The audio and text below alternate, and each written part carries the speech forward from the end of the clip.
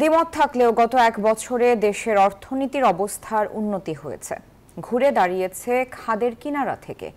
এমনটাই মন্তব্য করেছেন অর্থ উপদেষ্টা ডক্টর সালেউদ্দিন আহমেদ। মঙ্গলবার সচিবালয়ের সংবাদ সম্মেলনে তিনি বলেন, রাজস্ব আহরণ বাড়ানো, সুশাসন নিশ্চিত করা এখনও চ্যালেঞ্জ। তবে অর্থনৈতিক খাতের বড় সংস্কারগুলো যতটুকু সম্ভব করে যাবে অন্তর্বর্তী সরকার।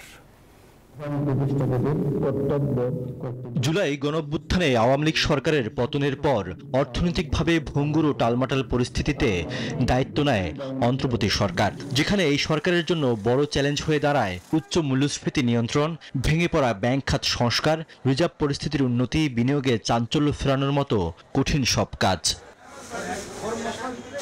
যদিও মূল্যস্ফীতি কিছুটা নিয়ন্ত্রণ করে ভোক্তা ব্যয়ের চাপ কমাতে সক্ষম হয়েছে সরকার, দাবি করা হচ্ছে খাদের কিনারা থেকে ঘুরে দাঁড়িয়েছে দেশের অর্থনীতি। এমন পরিস্থিতিতে মঙ্গলবার এক বছরের অর্থ মন্ত্রণালয়ের সার্বিক অর্জন নিয়ে সংবাদ সম্মেলনে অর্থ উপদেষ্টা বলেন, আর হতাশা নেই, ভালোর দিকে যাচ্ছে দেশের অর্থনীতি। মূল্যস্ফীতি প্রায় 14% ছিল জুলাই মাসে, এখন 8.55। স্বাস্থ্যকর অল টাইম হানিকম, সব সময় অল টাইম হেলদি লাইফ।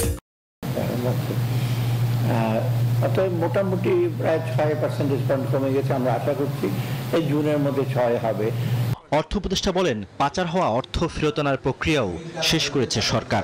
তবে দুর্নীতি বন্ধ করে প্রাতিষ্ঠানিক সুশাসন প্রতিষ্ঠা করা এবং রাজস্ব আহরণ এখনও চ্যালেঞ্জ।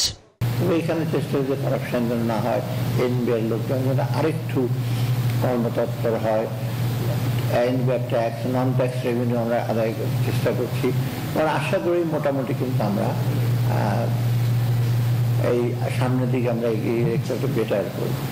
তিনি বলেন, আগের সরকারের রাজনৈতিকভাবে গৃহীত প্রকল্পগুলো বাদ দিয়ে যৌক্তিক প্রকল্প চলমান রাখা হয়েছে।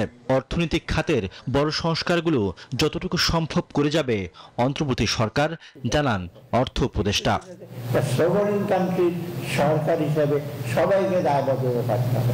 রিয়াদ সুমন, নিউজ 24, ঢাকা।